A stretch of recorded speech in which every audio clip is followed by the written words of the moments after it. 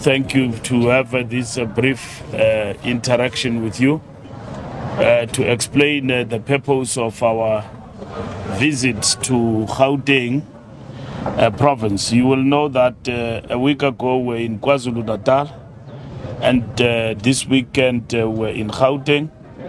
And the purpose of our visit is to interact and engage with our structures in the three main provinces where the ANC has not performed well.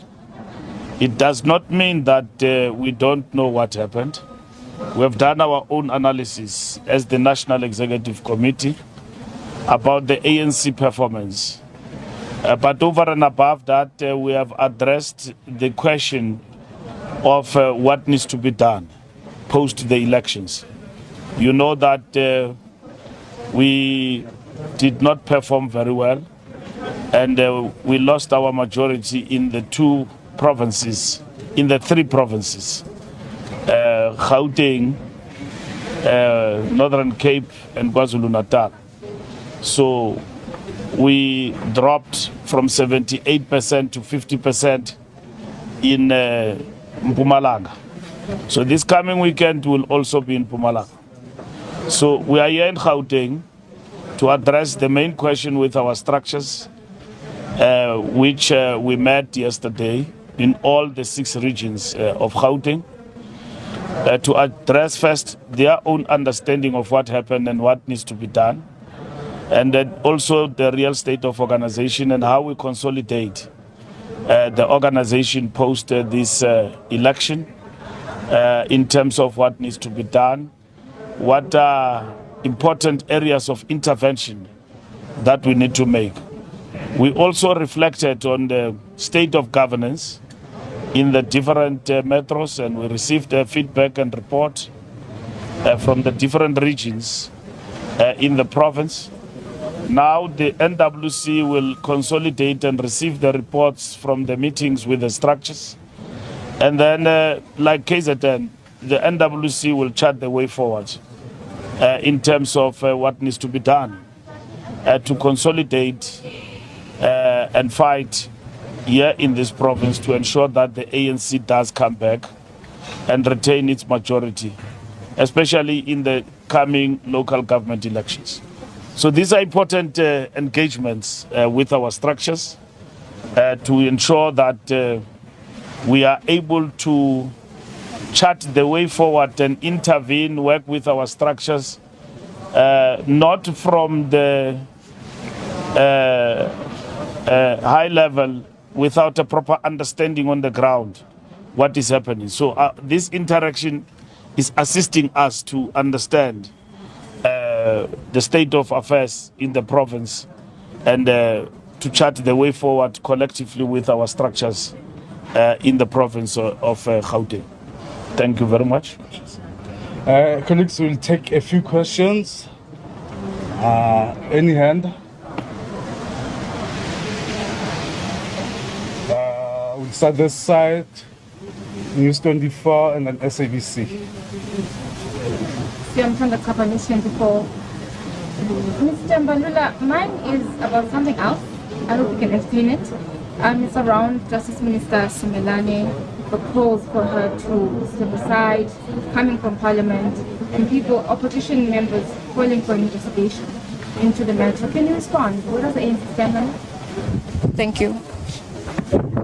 Fikile Mbalula from the SAPC. What was the overall sentiment, Mr. Mbalula, on your visit of all of the regions in Gauteng, the state of your organization, state of governance in some of these particular areas? Then lastly, what is the recommendation on the province of KwaZulu-Natal that you discussed in the NWC on Saturday at Luchili House, disbandment or not, or reconfiguration of the Provincial Executive Committee? Thank you. The issue of Minister Simelane is ongoing. She has been asked by the President to explain herself. From our own situation, that work is continuing and that report has been submitted to the President. So in as far as how she is affected by the debacle in relation to her responsibilities as a minister, playing an executive role in terms of the cabinet of the country. That is the prerogative of the president to deal with that. Whether or not this minister is fit, given the report that is got on the table, to continue. From the point of the ANC, we have received the report from the minister, and then the minister will be subjected to the ANC Integrity Commission. She will present herself to the Integrity Commission. The Integrity Commission, upon receiving a full account on what actually happened, will recommend to the National Executive Committee what must happen to the comrade. And that's where we are. We've got checks and balances in the party and in the main, the Integrity Commission, to deal with the matter of Comrade Tembing Kadimeng about VBS based on a full account, and on the basis of that, evaluate what steps needs to be taken. Or at best, there is nothing we can do. The comrade is innocent. So we don't want to prejudice any individual in this regard. We follow the processes of the organization that we have set in motion. So what an individual does in the public domain to clear herself in terms of engagement, that is her own call. And she's doing it on her own behalf. It is not the ANC mandate.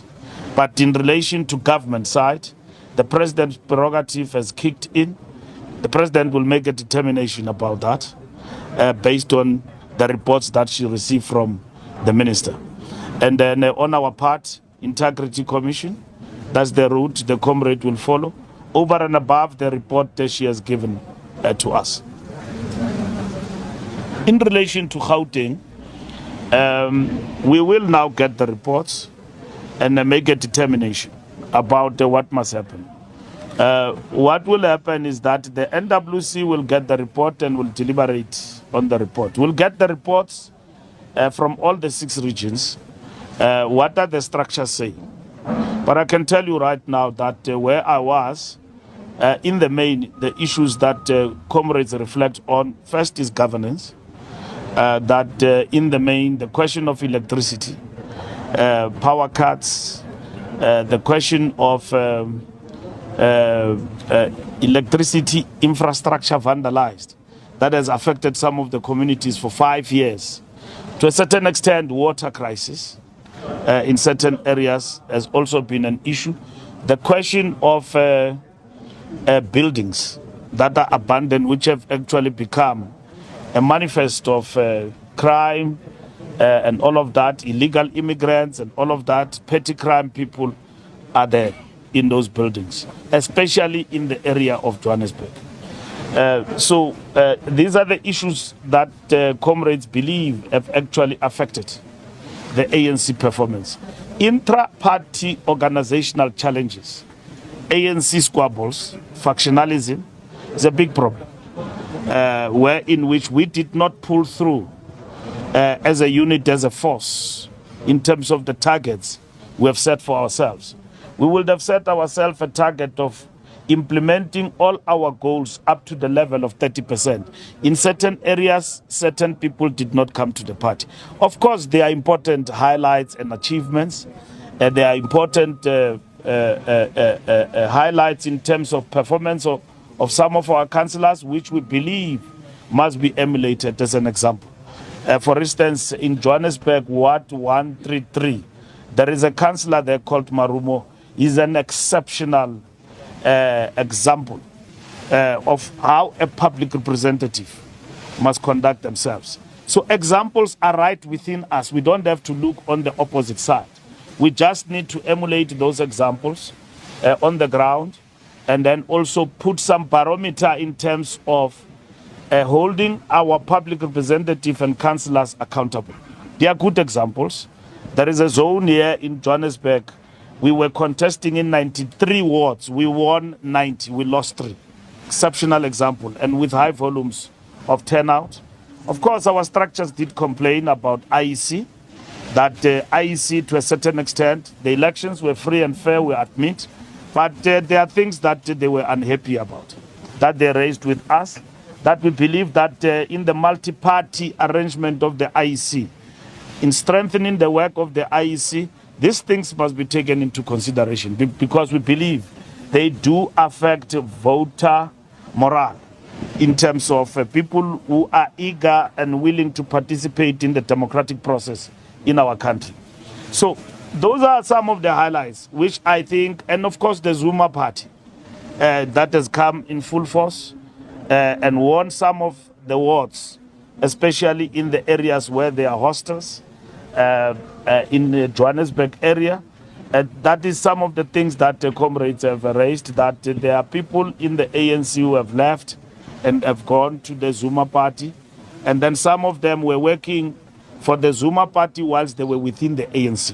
So you can characterize that, quote unquote, the sleepers of the MK party in the African National Congress. I don't know with other regions what will be the situation that actually obtains. But generally, these are some of the things that comrades have actually raised and will reflect once we got the report about the way forward. KZN, we have discussed on Saturday. We have not come to any conclusion about the way forward, about what needs to happen. We will be back in KZN before the end of the month. By end of the month, we'll have a National Executive Committee special meeting. These interactions will be tabled in the National Executive Committee special meeting because we are not here for fun in Gauteng. We have been here. We know the state of organization. The pass is written, we are going to Tefateng. You are asking, where are you going? We know where we are going. The question is, we need to ascertain without blame game. And then disbandment is not the only solution in terms of what needs to happen. You use words like reconfiguration and all of that. But the reality of the matter is that you take decision based on what has been reported and also your own conclusion about what is really happening on the ground and what needs to happen. So on the basis of that, you can as well arrive at the decision, no, we need to change leadership and all of that, or comrades are not working or whatever that it is and so on. But that is not the main issue. That is not the first and the only solution on the table. There are many things that you need to do. Strengthening of structures and branches. We went into this election with weaker structures. And then over and above, we're affected by this dissent of the Zuma party and all of that, which have imploded right within from the ANC. So that has aided in terms of numbers, this party to gaining more numbers and more numbers in society out there. So these are the things that a leadership does. And the leadership will examine, make a determination. By the time we get to the NEC and we report on our engagement in these provinces, we will have made a determination about what needs to happen, working with them, not alone, with the provinces. Yes, as much as we will get reports here, TK will also report on behalf of the province as a provincial secretary and the PC. So we'll engage with the province about the way forward. Thank you very much. Thank you, Mr. Follow up. C2, let's start here and come back to you. Lisa Gatandwa, Times Live. Mr. Mbalula, just a question around state-owned entities. State-owned entities, some have gone to their line ministries, but there's still this holding company which is being proposed to in Parliament. What do you understand as the ANC in terms of, is this a temporal measure by government to put them in their line ministries, or is this a permanent structure? And in terms of Tshwane, perhaps you could come in as well, PS. There's been a lot of debate around or speculation around whether the ANC will take control of Tshwane and take the mayorship or Action SA. Have you come to some conclusion around who exactly is going to be the mayor in Tshwane? Mr. Mbalula, when we spoke to some of your regional leaders in KZN, one of the issues they flagged during the elections was that they found it hard to go back to the same communities because of how they conducted themselves in the internal elections, the smearing of the president's name during that time, it was hard for them to go back to those communities and campaign for them to elect President Cyril Ramaphosa. Did you have any discussions around how you change the conduct internally of your own members when it comes to internal elections? Again, I'm covered. we don't have pens to write. So even if we've got sharp memories, we can pride ourselves of that, but to give us a chance to... TK, you want to start? Yeah. No, about Tswane, it's still ongoing engagement. We're speaking to all parties in Tswane. And of course, we'll report to the NWC through the SG, and then they will guide the process. But we're speaking to all parties in Tswane. Yeah. So no conclusion on the mayor? There's no conclusion as yet, but there's still ongoing engagements. But we believe that by the time we get to the 26th, we should have a firm decision as the ANC, because this is about the people of Tswane. And those people who've been outside for the past 8 years, and there's no proper budget. Our communities have not been serviced, and that's our focus as the ANC. In coalitions, we'll not join anything that's not going to serve the ANC and the interest of the people any longer. That must be very clear, and that is the stance we've actually taken. We will join any coalition and work with everybody as long as the people of South Africa will benefit from the point of view of stability. We are tired of having mayors changed week in and week out. We will not be part of any arrangement that does not guarantee stability going forward. And the ANC, working with the province and nationally, have reflected on these matters, and this is overarching in everything what to do. We are 1 year to go to the elections. Municipalities must deliver for the people in terms of our constituencies. We control a number of constituencies in Tswane and everywhere else. As much as we don't control the executive, but our constituencies need to be serviced in terms of a pro-budget that is for the working class in the different areas. You ask about KZN and what people say. We know where we are now. We think we know what happened in KZN. Even before we went to KZN, we know what happened. Our decisions are going to be informed by that. And we have come to a conclusion about what happens there. And we just have to consolidate about what needs to be done in KwaZulu-Natal to assist the ANC. We have been battered, but we know that battering is from within the ranks of the ANC. That members of the ANC, disgruntled or whatever you can say about them, have made a choice not to work for the party, but to work for Jacob Zuma. So that's what we have in terms of KZN. They have made that choice, and they didn't just end it there, but they've taken it to practical action of mobilizing society and the people to vote for Jacob Zuma in KwaZulu-Natal. The ANC must then make a determination based on empirical evidence that we have. What do we do in Natal to strengthen ourselves, and at the same time to ensure that we work with everybody who wants to work for the victory of the people and the ANC in KwaZulu-Natal. That's what is important.